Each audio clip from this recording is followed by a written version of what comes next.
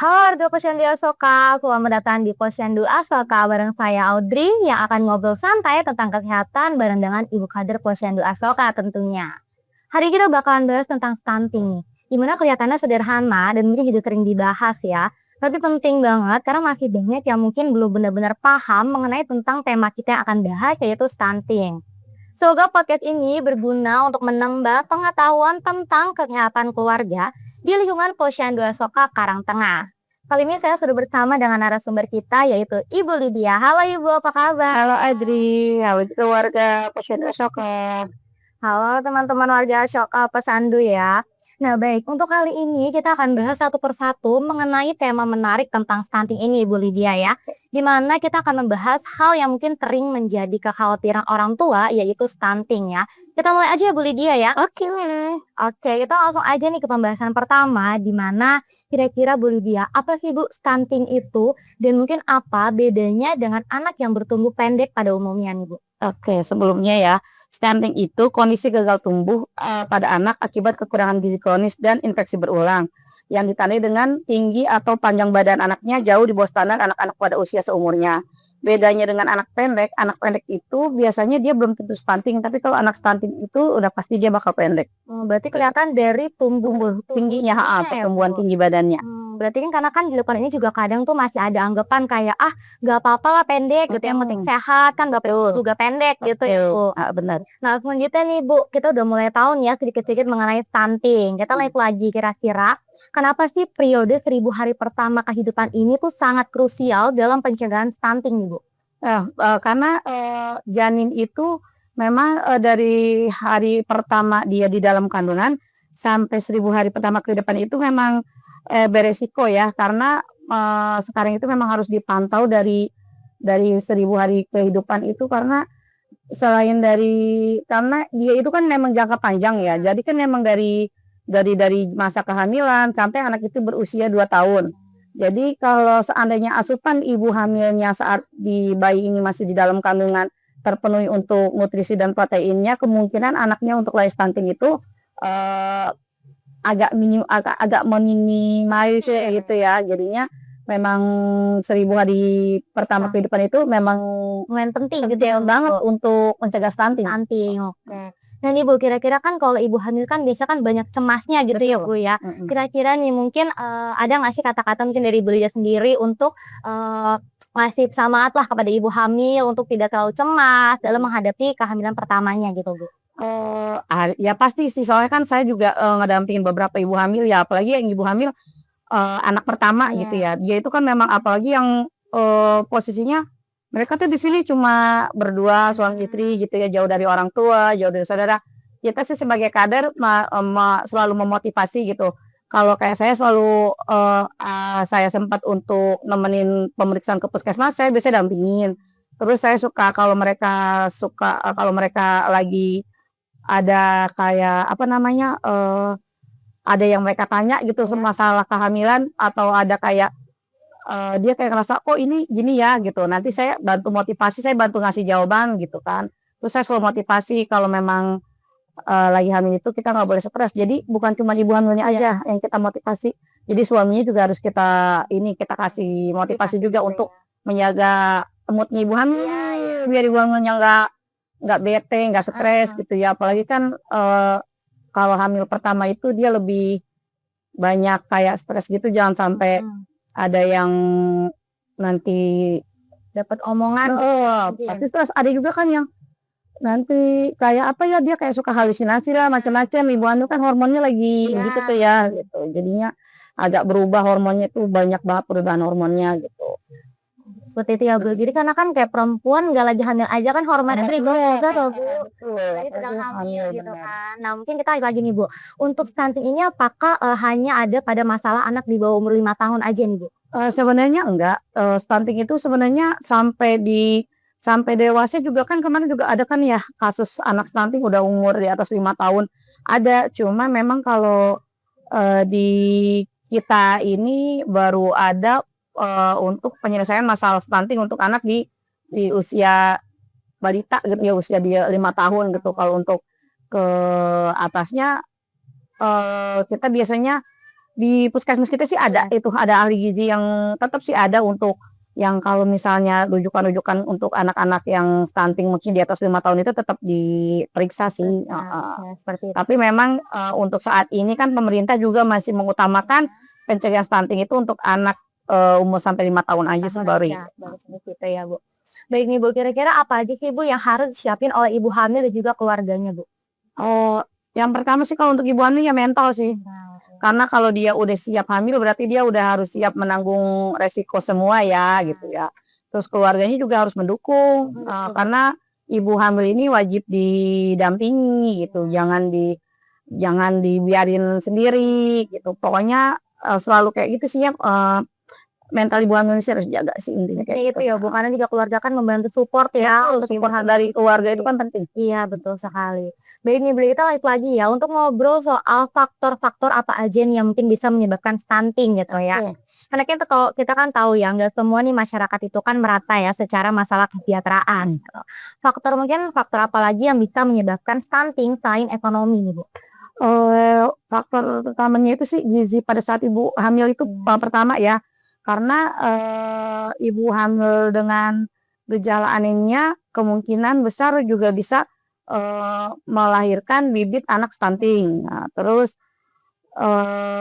penyakit penyakit jadi kalau anak ini sering kena penyakit berulang kayak sering diare, sering, batuk gitu, itu juga bisa menghambat pertumbuhan tuh. Nah, apalagi, terus, faktor lingkungan tuh ya, kayak sanitasi atau jadi selain ekonomi tuh PHBS, perilaku hidup bersih dan sehat itu penting.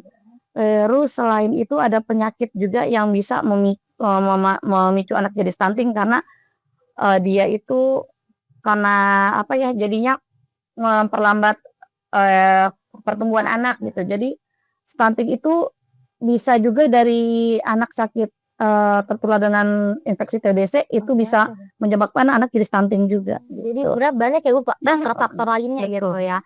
Nah nih, Bu, kira-kira ada nggak sih, Bu, sumber protein lokal ya yang mungkin kalau kita bilang mah murmer gitu ya, murah meriah gitu, bisa juga dengan mudah gitu didapatkan, tapi ini ampuh gitu, Bu, dalam mencegah stunting? Yang paling gampang, yang paling simpel ya telur ya. Oh, telur. Telur ayam itu ya sumber protein yang paling karena kan kalau stunting itu memang harus dari protein hewani untuk mencegahnya ya. Protein kan banyak, ada protein dari, nabati, gitu gitu. ya. Tapi untuk mencegah stunting itu wajib protein hewani. Yang paling simpel ya yang paling simpel dan paling gampang kita temuin ya telur ayam sih. Iya, jadi dengan sesimpel makanan sesimpel yang sering kita temuin gitu ya, sebenarnya tuh ampuh dalam mencegah stunting ya, Betul. Bu. Makin seru nih, Bu, kita pembahasannya gitu ya, untuk Betul ini. semoga warga Posyandu Asoka nih makin tercerahkan lagi ya. Nah, kira-kira nih, bagaimana sanitasi buruk dan juga pola asuh yang, kurang tepat berkontribusi pada terjadinya stunting, Bu? Iya.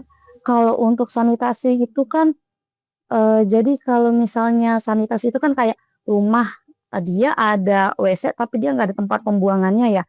Jadi misalnya kan ada rumah yang di bantaran kali itu kan pembuangannya langsung ke kali gitu, sedangkan, mereka minum juga dengan air tanah, otomatis kan air tanahnya itu udah tercemar ya gitu.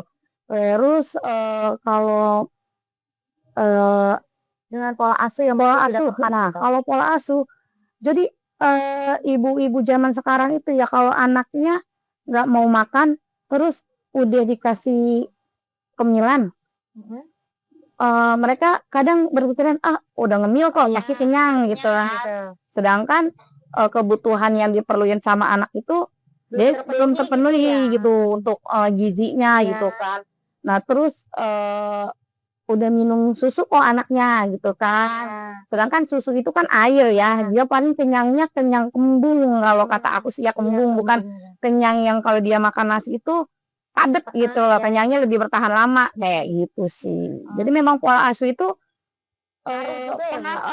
bukan pengaruh memang hampir banyakan ya kayak gitu, dari pola asuh itu banyak banget itu. Jadi dari pola asuh yang mungkin kurang tepat Kurang gitu ya, tepat, Bu. iya. Nah nih, selanjutnya nih, Bu, kira-kira apakah ibu hamil yang mungkin stres ini bisa meningkatkan resiko stunting pada bayinya, Bu? Bisa, karena kan kalau dia stres kadang, bisa jadi, mood-nya buat makan, Iya. terus, kadang, dia mungkin stres juga karena ngerasa kayak, "Aduh nggak bisa nih itu jaga anak kalau itu," kayak gitu kan. Jadinya, stresnya itu bisa kalau Stres yang berlebihan gitu kan. Jadi dia kayak, eee, nggak siap gitu kan ya jadinya gitu kan. Terus, jadi kadang pengaruh juga jadi dia banyak pikiran kan, kayak bener gitu bener sih. bener. Jadi stres yang berlebihan juga nggak baik Nggak ya, baik pastinya. ya, jadi kalau ibu hamil memang harus dijaga ke Mentalnya gitu mental ya. dan, perasaannya sih ya. Ya betul betul. Selain itu nih Bu, ya apa kira-kira dampak stunting pada perkembangan otak dan kecerdasan anak? Dampaknya itu kalau di kesehatan itu dia dampaknya kalau, eee, gampang jangka panjangnya itu dia gampang terkena penyakit yang nggak menular tuh kayak, stroke, diabetes gitu.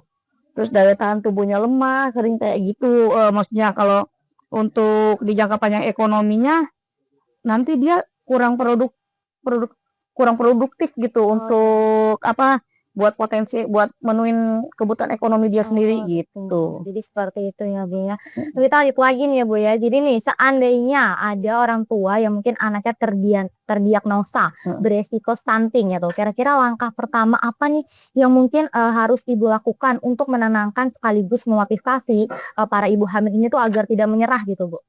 Kalau yang udah nih, kalau misalnya anaknya memang, eee, udah apa maksudnya udah ada kayak gejala-gejala mau Ya. stunting gitu ya, biasanya sih aku suka, ngasih arahan. Kadang kan kalau kita yang ngasih arahan, mereka masih orang tua nggak Iya, terima nih gitu, iya. kadang aku cuma bilang, "Yuk nanti aku temenin gitu, kita ke poli gizi," gitu. Iya. Jadi kan langsung dengan ahli gizinya nih ya. Iya, Jadi iya, kalau memang udah ada anak yang dengan ciri-ciri misalnya berat badannya 2 bulan berturut-turut dengan naik aja nih, aku iya. suka, "Yuk kita ke poli gizi yuk," tapi dengan maksudnya jangan langsung kita jas anaknya Oh iya, stunting, nggak stunting. kayak gitu. Maksudnya, "Ibu nih anaknya kan nih berat badannya misalnya udah 2 bulan berturut-turut nggak naik nih Ibu nih, nanti, eee, lebih baik ditanya nih di sama ahli gizi, kenapa nih maksudnya, eee, kenapa sih anaknya kok bisa berat badannya nggak naik-naik," gitu Iya. kan. Nanti aku sih langkah pertamanya itu pasti aku selalu rujuk ke puskesmas, heeh, itu langkah pertama. Nanti setelahnya kan intervensinya itu nanti dari puskesmas Iya, ya jadi gitu. langsung ke ahlinya gitu ya, Langsung kita hanya bagian mengajak gitu. sama ngasih tahu, nanti kalau berat badannya nggak naik-naik terus, cuma tingginya aja yang nambah, jadi anaknya kan cuman panjang aja gitu, jadi kurus gitu kan, kayak gitu sih. Jadi cuma, eee apa, ngasih arahan terus Ya. nggak yang karena kan nggak minyak-minyak saya juga paham gitu ya, jadi memang saya harus kasih rujukan ke ahlinya gitu. Jadi kan mungkin kalau curhat sama saya agak malu gitu, Iya, lebih kalau ke ahlinya kan dia mungkin lebih enak gitu saya ya, gitu ya, heeh. ada ahlinya. Jadi kita Dan maksudnya dapat masukannya juga kan, apa sih ini makanan yang, maksudnya yang mencegah bagus gitu bagus. kan untuk anaknya, terus, apanya, asupannya apa gitu, terus, jumlah apa-apanya kan kalau di ahli gizi Nah, kan ada tuh ya, pas lebih gitu pasti ya. tuh, Baik nih Bu, selanjutnya kira-kira apakah ada itu anak stunting mungkin yang bisa mengejar ketertinggalan jika sudah terlanjur terkena gitu? Kalau udah terkena stunting sih paling ya, kalau di kita itu makanya kan dikejar itu yang 1000 hari kehidupan itu ya, Iya, berarti kan batas iya. anak umur 2 tahun tuh. Karena untuk anak di bawah 2 tahun atau sampai 2 tahun itu untuk mengejar ketertinggalan itu lebih mudah Oh iya. dibanding anak yang di atas 2 tahun, heeh. Jadi, kalau anak yang di atas 2 tahun ini paling kita nanti tinggal tunggu dia ada rasanya nih, kan ada masa balik Iya, gitu ya, itu, balik. kemungkinan kalau memang dia ini mungkin bisa mengejar ketertinggalan gitu, tapi kalau untuk di bawah 5 tahun sih biasanya kita lebih mengejar itu anak-anak yang kalau udah ada gejala beresiko stunting di bawah 2 tahun itu yang kita kejar, karena itu dia lebih cepat mengejar ketertinggalan Oh iya. dibanding anak yang di atas 2 tahun, kayak Jadi gitu sebenarnya sih. balik lagi ya ke 1000 Mhm, hari pertama kehidupan tadi iya, ya sampai Bu? anak umur 2 tahun Iya. itu paling utama. Karena kan banyak juga ya Bu orang tua mungkin yang merasa takut atau bahkan kan tadi malu yang bilang Bener, tadi ya karena heeh, anaknya disebut beresiko stunting gitu iya kan. bener. Sebenarnya langkah praktis apa nih Bu yang bisa dilakukan oleh orang tua jika emang berat bayinya tuh udah turun gitu Bu kayak tadi Ibu bilang? Kalau orang tuanya aware sama anak sih biasanya dia langsung, ada ya yang sebagian, "Bu, kok anak aku berat badannya, nggak naik-naik ya Bu gitu.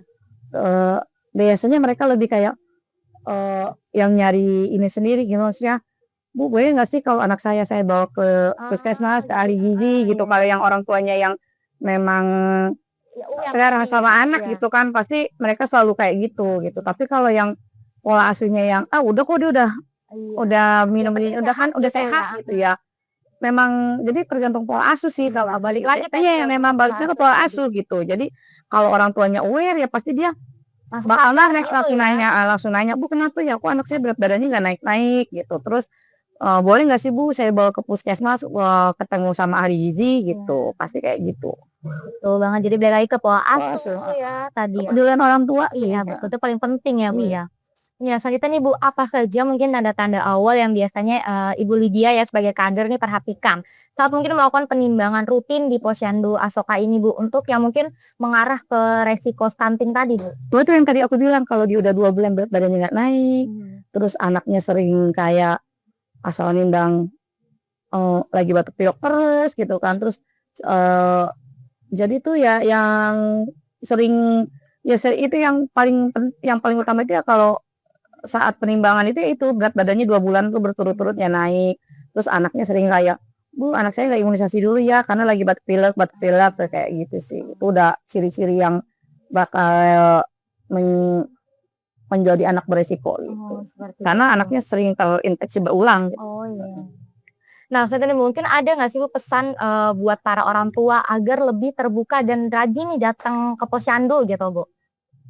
Pesen, wah pastilah ya, karena kan kita posyandu udah deket gitu kan. Kadang saya juga, sama teman-teman kader lain tuh kita ngadain sweeping. Sweeping? Sweeping Sweeping tuh? sweeping itu jadi kalau misalnya dia ibu-ibunya sama balitanya nggak datang, Iya? kita yang jemput bola, Oh, muter gitu ya Bu? keliling gitu. Keliling. Tapi ya, kesadaran orang tuanya memang kurang gitu. Kadang udah kita kita datengin pun di satu titik yang dekat dengan wilayah tinggal mereka pun kadang mereka tetap aja ada yang nggak mau Ada datang. alasannya Iya, gitu kayak ya? gitu sih. Jadi balik lagi juga ya sebenarnya Memang pola asuh pola kalau asuh sudah lagi gitu? sebenarnya kalau untuk stunting itu kesadaran orang tuanya sih yang Iya, terutama. Karena kan kalau anak itu kan memang udah nerima iya, gitu karena kan, iya bener. karena kan mereka belum bisa apa-apa juga. Iya. Kalau nggak keputusan dari orang tuanya ya nggak bakal bisa berubah anaknya Bener gitu. bener bener. Nah Ibu, selama Ibu bertugas gitu ya sebagai kader di Posyandu Asoka, kendala terbesar apa nih yang mungkin sering Ibu temui saat mengedukasi orang tua tentang pentingnya gizi seimbang? Kendala terutamanya ya, ya, kadang mungkin karena ekonomi ya, karena ekonomi kadang mereka, makan seadanya gitu ya. Jadi, kalau untuk, eee, kalau kita jalan kayak gitu ya, memang gimana ya, kalau ekonomi kan kita nggak bisa bantu banyak gitu ya. Cuma kalau untuk orang tua yang berada sih, untuk asupan gizinya pasti kita ajarin lah ya gitu. Terus maksudnya jangan anak pagi-pagi itu jangan langsung dikasih susu, Iya. jangan jadi lebih baik mereka itu dikasih, makanan utama dulu gitu, heeh, maksudnya kayak ya nasi beserta isi-isinya gitu, Iya. lauk-pauk dan segala macam gitu ya. Karena, terus apalagi ada orang tua yang anaknya pagi-pagi udah dikasih biskuit, udah dikasih Cemilan-cemilan cemilan, gitu ya? jajanan-jajanan, kan banyak ya zaman sekarang Iya. kayak gitu ya, anaknya ibunya dari warung habis belanja beli cemilan terus anaknya bangun dikasih itu dulu, heeh, kayak Iya. gitu kan. Kalau kalau saya kan juga kebetulan punya anak, Iya. masih baru umur 2 tahun ya.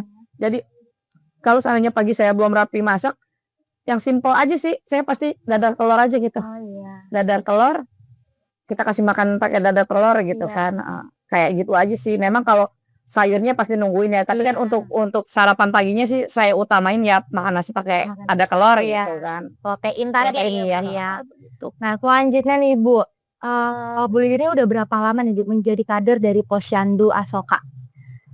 Kebetulan kalau jadi kader saya masih baru banget ya, masih baru lah, belum belum ada ya baru baru 5 tahun jadi kader, baru 5 Lumayan ya tahun. Bu ya, heeh.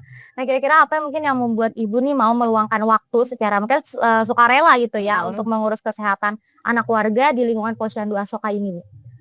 Eee, karena, apa ya, kalau kayak sukarela ya kayak saya tuh kayaknya ya senang aja gitu kalau kayaknya apalagi kan cuman kegiatan penimbangan itu kan cuma sebulan sekali ya gitu. Jadi, eee, sebenarnya sih saya karena gimana ya, senang aja sih sebenarnya, senang aja gitu. Jadi kayaknya kalau, walaupun kayaknya cuman biasa aja mungkin bagi saya sih cuman biasa aja gitu. Iya. Cuman mungkin mungkin dari sebagian orang mungkin, oh bermanfaat atau apa gitu ya. Cuman kan kalau saya sih cuman karena menyalurkan saya demen sosialisasi aja sih Iya. gitu. Jadi kan emang dari diri ibunya juga senang gitu ya, Bu, ya. Nah, mungkin selanjutnya nih, apa mungkin harapan Ibu selaku kader kepada pemerintah atau, warga nih agar stunting ini tuh, angka stunting ini tuh di lingkungan kita bisa mungkin mencapai titik nol gitu, Bu? Kalau untuk titik nol sih kalau saya sih pengen banget ya gitu. Cuma kalau untuk pemerintah sih, dari pemerintah sih sebenarnya udah ada kegiatan-kegiatan ya kayak, setiap tahun itu kita ada yang namanya tuh pos gizi itu dari kelurahan dananya gitu ya. Cuma kan ya tetep ya karena biasanya kalau selama pos gizi berat badan anak itu memang bakal naik nih, nanti setelah pos gizinya selesai berat badannya turun lagi gitu ya. Jadi memang ke sebenarnya sih kayaknya memang kayak apa ya, ekonomi penting ya cuma kan kalau kayak ekonomi kan nggak semuanya orang mampu gitu ya kan. Kalau kalau dari pemerintahan ya saya sih pengennya ya kesetaraan ekonomi aja sih. Betul. Atau enggak misalnya bantuan tepat sasaran. Iya benar itu Bantuan juga tepat sih, Kak. sasaran gitu kan karena, memang ada bantuan stunting gitu tapi kan, kalau bisa jangan cuma kayak sebulan, 2 bulan gitu jadi berkesinambungan gitu sampai anaknya ini emang benar-benar kita bisa kategorikan dia udah Udah nggak stunting gejala gitu, gitu ya, heeh. stunting. Jadi itu sih sebenarnya. Oke, seru banget nih pembahasan podcast kesehatan kali ini ya, Bu Lydia ya. Kita sudah lengkap sekali nih untuk membahas tentang stunting. Jadi kalau warga Posyandu Asoka masih mungkin ada pertanyaan ya bisa datang ke Posyandu Asoka ya, Bu, ya. Betul. Jadi jadwal Posyandu untuk pemeriksaan dan timbang balita di minggu awal tiap bulan. Dan untuk pemeriksaan lansia di minggu akhir setiap bulannya di rumah Pak RW 09 Pak Haryadi. Betul. Betul banget ya. Jadi kita akan lanjut lagi nih, Bu, ya di podcast lainnya dengan topik yang lebih menarik tentunya ya. Penting banget untuk disimak oleh para warga Posyandu Asoka. Dan jangan lupa kunjungi website posyanduasoka.com untuk informasi lainnya.